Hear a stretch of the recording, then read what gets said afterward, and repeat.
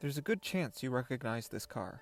The Carrera scripts and ducktail have become an iconic aesthetic which is often applied to replicas of and tributes to this car, the 1973 Carrera RS. But this is the original. Why is this car so often replicated? What's so special about these? And why does it exist in the first place? In the company's early years, Porsche was almost always the underdog in motorsports. The first Porsches were derived from Beetles, as Porsche detractors will gleefully tell you. Yet somehow from these humble roots, Porsche's engineers turned out some magical sports cars, ones which deservedly earned reputations as giant killers. 1500, 1600, and 2000cc Porsches didn't just dominate the 2-liter class in the 1950s and 60s, they gave serious trouble to Ferraris, Jaguars, Maseratis, and Aston Martins with 2 or 3 times the displacement and cylinder count. But Porsche never quite managed to win at Le Mans. By the late 1960s, it was clear that winning overall at Le Mans would require a new car.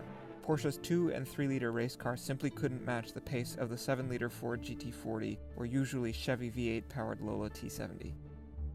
Porsche was a family company, with Ferry Porsche at the helm and his nephew Ferdinand Piech running the racing department in 1968. Despite the massive expense, they designed a new car to conform with an upcoming rule change, the flat 12-powered 917.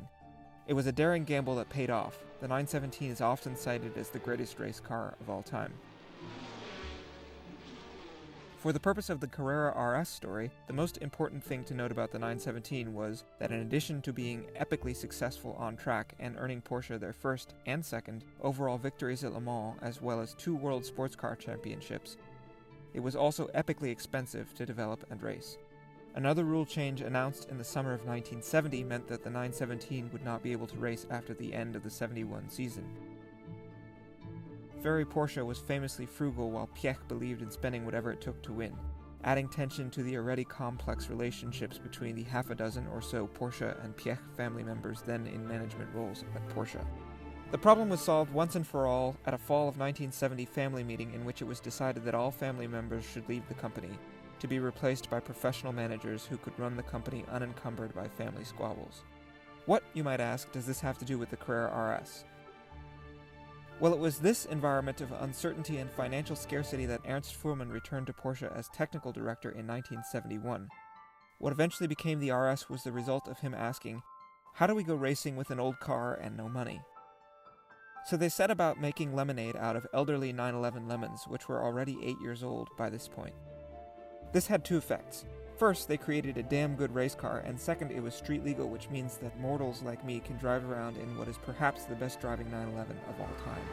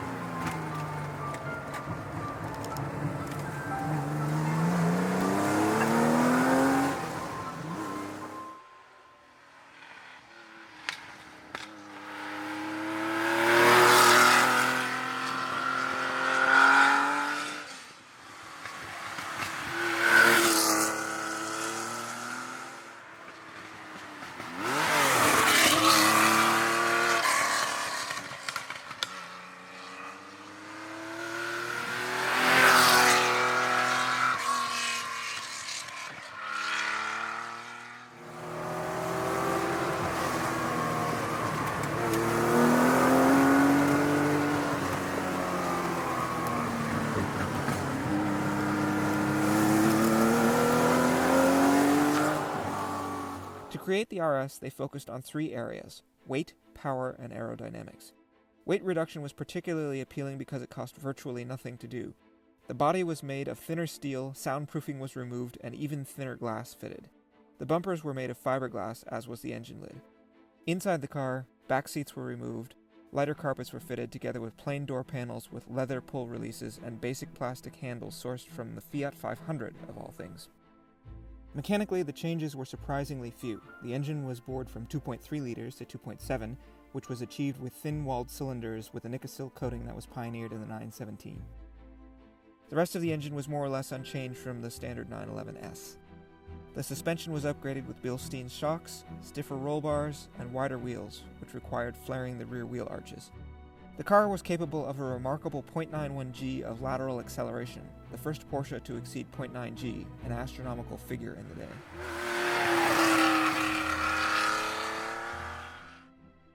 Lastly, the aerodynamics were tweaked. The front bumper was an evolution of the 1972 911S item, which reduced lift by directing air around rather than underneath the car, while the rear tail, called Bürzel in German or ducktail, was the first tail ever fitted to a 911 and was widely regarded to be funny-looking at the time.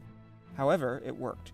Ordinarily, reducing lift comes with the undesirable effect of increasing drag, but the Bürzel actually reduced both, decreasing lift by an impressive 71% at speed and slightly reducing the coefficient of drag at the same time. These changes to make the RS were relatively incremental, and most importantly, they were inexpensive to make. Porsche knew they needed to sell 500 examples in order for the car to be eligible to race in Group 4, so they priced it at 33,000 Deutschmarks, just 1,500 more than the 911S, a price increase of less than 5%. Nowadays, 5% more on a 911 will get you leather air conditioning vents and a key painted to match the car. Porsche's sales team was genuinely concerned about being able to sell enough examples of the RS to homologate it to go racing, so they went on a marketing blitz and even made Porsche executives promise to buy them. The car was launched just 7 months after development began, in October of 1972 at the Paris Auto Show. A week after the end of the show, all 500 examples had been spoken for, and the energy that was previously devoted to pushing these cars was suddenly redirected to smoothing things over with would-be buyers who couldn't have one. Porsche ended up making another run of 500 cars, and then another. In all, 1,580 examples were made over about 9 months.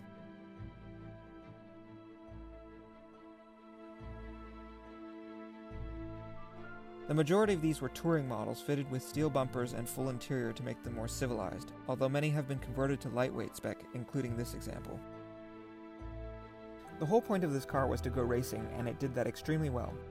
The racing version of the RS, the RSR, basically cleaned up the GT class, which is the racing class for cars based on street cars, in the 1973 and 74 seasons, winning all but one race both years. Okay, so technically in 1973 it was 2 races that the RSR didn't win the GT class because it was busy winning the prototype class. Yes, that's right, at the first race of the year, the 24 Hours of Daytona, the car did not yet have the homologation papers that it needed to race as a production car. So it had to run with the all-out prototypes, all of which broke, and so at the car's very first time out, not only did a 911 beat all the GT class cars, it won outright against the pure racing prototypes. This improbable victory set the stage for exceptional success of 911-based race cars, not just dominating GT, but contesting for overall wins, including a second overall at Le Mans the following year, and outright victory at Le Mans in 1979 with the 935.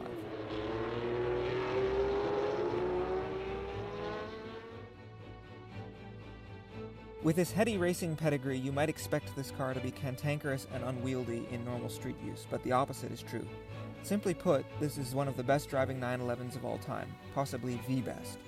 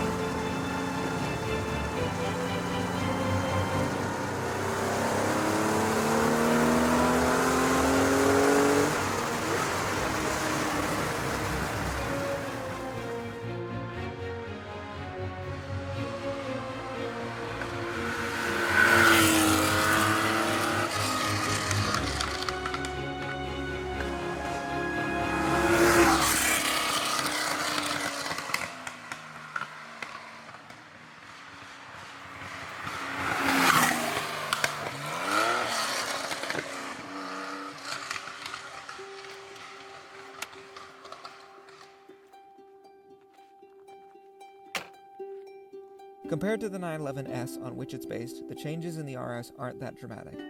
The engine's displacement is larger, but the fuel injection cylinder heads, cams, and valve sizes are unchanged. The car is lightened but still has carpets, glass windows, and was available with sunroof air conditioning and most other 911S options. The suspension is only incrementally upgraded too. Yet somehow the car has a raw, visceral character that is intoxicating. It has a shocking urgency and effervescence to how it does things.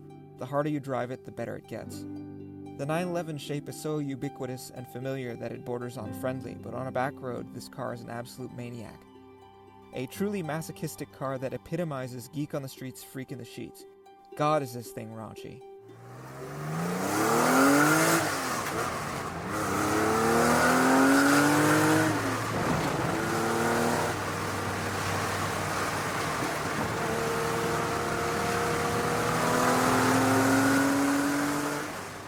At around 2,000 pounds and with 210 horsepower, its power-to-weight ratio is about like an E39 M5.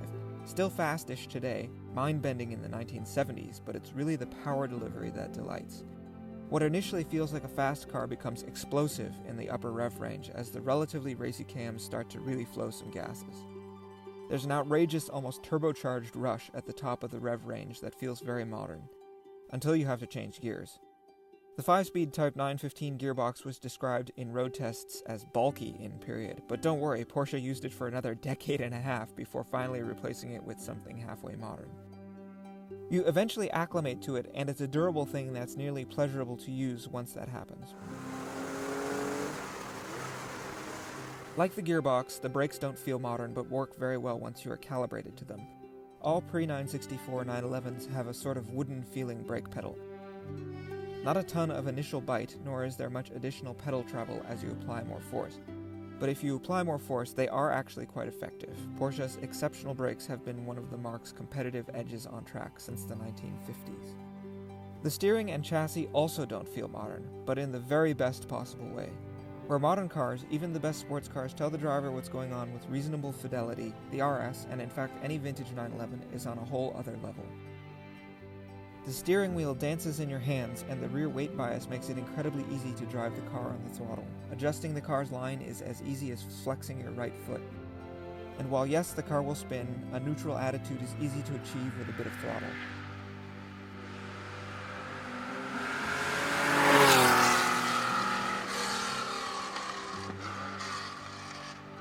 The entire car talks to the driver constantly, telegraphing in high fidelity what the car and road are up to in nearly pornographic detail.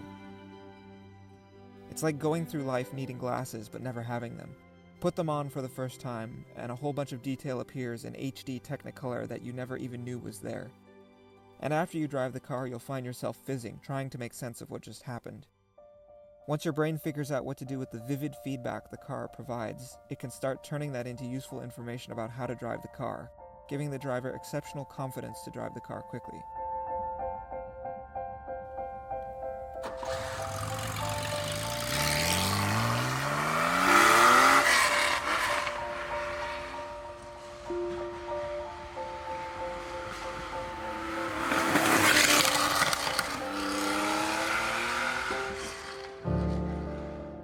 It flows through a back road with a beautiful, almost elegant coherence that sears itself into your consciousness and makes nearly every other car feel like it's wrapped in 7 layers of wet gauze. Period road tests describe these Porsches as tools for advanced drivers, and this is certainly true. The RS will do exactly what you ask it to, even if it's something dumb, but the flip side is that there are nearly infinite ways to drive the car.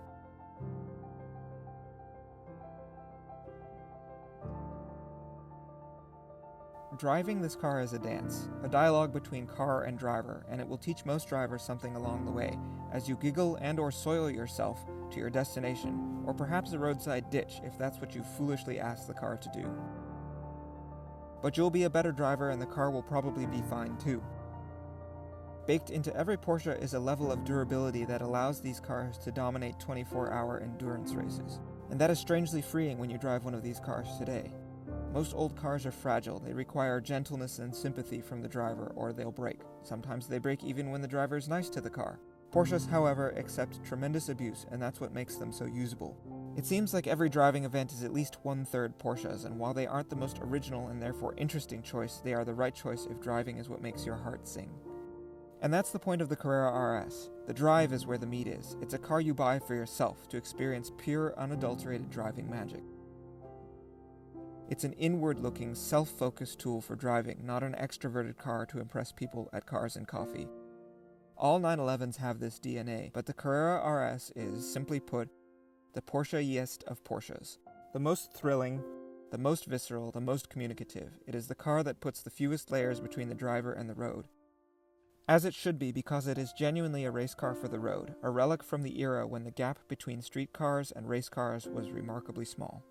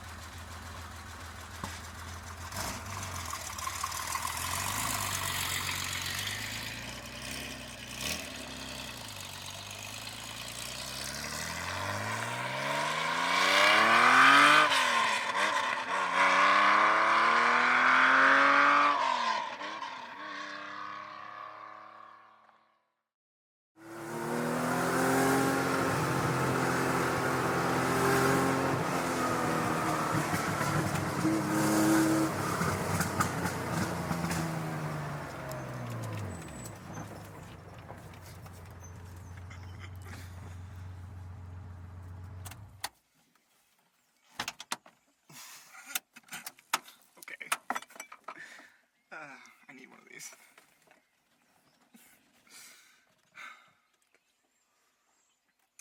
What's next?